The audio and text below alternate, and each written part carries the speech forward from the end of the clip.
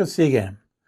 I want to show you a technique that I've used when I go gold prospecting to think about how gold may move down a slope. It's not a technique I've seen anyone else talk about. It's a technique that you got to stop, think about, and then all of a sudden opportunities and places you hadn't even considered before start opening up right before your eyes. Ooh, a bit hot. So this is a technique that I call the basketball technique. Now, it doesn't actually mean that you have to take a basketball into the field. It just basically means, how would I put it? It basically means you have to imagine this exercise. This is a mind exercise. So you get out into the bush, you're detecting away. Now, one of a couple of situations could happen. Pick and choose what is appropriate to you. Let's say you see some old workings on the side of a gently sloping hill. Okay? There's no workings or signs of disturbance downhill from it, just some trenches and scrapes and whatever along the top of a hill or along the side of a hill. So work your way to where you think the most biggest working is. So more than likely was the richest spot. And this is the technique that I do. Doesn't mean it works for everyone, but this is the technique that works for me. I sort of try to sit down right next to the hole, to the scrapings, obviously in some place safe, and sit on the ground as close to the ground as possible. And then imagine that I've taken a basketball, obviously I don't carry one with you, but just one, and I put it in the ground in front of me. And I'm looking down slope. And I imagine there's no wind, and I slowly let the ball go, okay? And the ball, in my mind, starts to roll down the hill. Now, you start to see things that you don't normally see any other way. You start to see the humps and the bumps, and you start to see where the sticks are, the rocks are, the roots are, the other bits of flat ground, whatever in the ground. So you start to see these places where you can almost imagine the ball slowing down at that spot. Then I do a follow-up exercise, again, purely in my mind. I then take another imaginary ball, about the size of a cricket ball, but much heavier.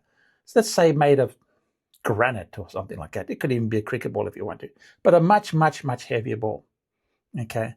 And I let that one roll down the hill. Now, this is going to stop at the very first obstacle it finds, be it a rock, cross-cutting, another quartz vein, roots, whatever. That's where your gold is dropping out. And it's probably long beforehand. Because remember, your gold is, so let's say we use this imaginary granite ball. Granite's got a specific gravity of about 2.5, 2.6, something like that. Okay, gold's got a specific gravity of 19 point something.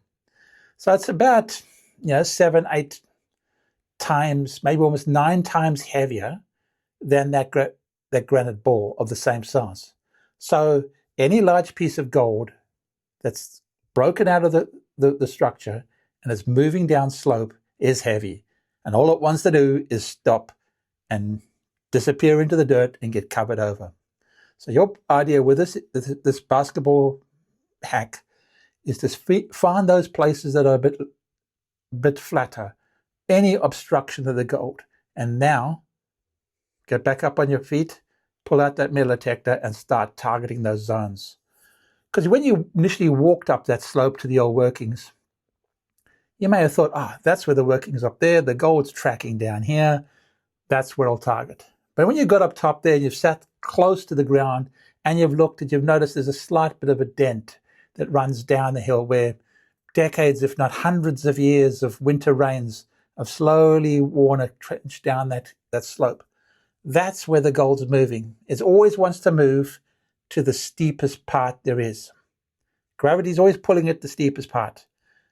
But if there's a flat bit in the middle of that steep part, if you can get my mind, like there's benches, the gold stops on those benches. Or any obstruction, say roots, whatever, line of rocks, it stops and it gets buried by subsequent sand. So Next time you're out there in the bush and you come across a possible location, it could even be a fragment of gold that you've just discovered, and looking around for where more might come from or where the gold is going to, stop, if possible, have a cup of coffee,